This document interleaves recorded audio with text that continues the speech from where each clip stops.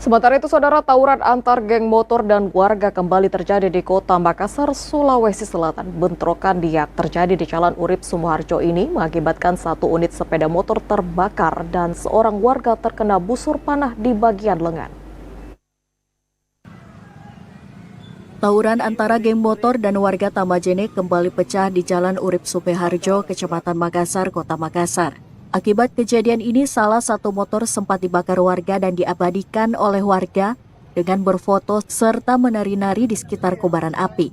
Menerima laporan adanya bentrokan, personel gabungan dari Polsek Panakukang, Polsek Makassar, Polrestabes Makassar, dan Polda Sulawesi Selatan langsung mendatangi lokasi kejadian.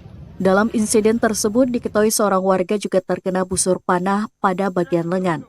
Berdasarkan hasil penyelidikan sementara, kelompok penyerang diduga datang menggunakan beberapa unit sepeda motor secara berboncengan sebelum terlibat bentrokan dengan warga. Hingga kini polisi masih mendalami penyebab tawuran serta mengidentifikasi kelompok-kelompok yang terlibat dalam insiden tersebut.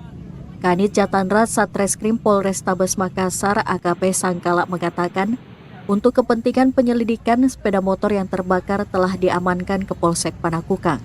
Selain itu, polisi juga menyita satu buah anak panah berbahan besi yang diduga mengenai korban. Sesuai dengan setelah petugas dari gabungan dari Polsek Panakukang Makassar, kemudian dari Jatanras, kemudian dari Polda datang ke lokasi ini sesuai dengan adanya peristiwa tawuran antara dua kelompok yang mengakibatkan satu sepeda motor terbakar seperti itu. Bagaimana kronologisnya sampai hari ini? Nah, ini masih dalam pendalaman daripada petugas kami, apa yang menjadi awal permasalahan sehingga dua kelompok ini terjadi tawuran. Guna mencegah kejadian serupa kembali terjadi, polisi meningkatkan patroli dan pengawasan di sejumlah titik rawan tawuran di Kota Makassar. Pihak Polsek juga akan melakukan pengamanan di sekitar lokasi.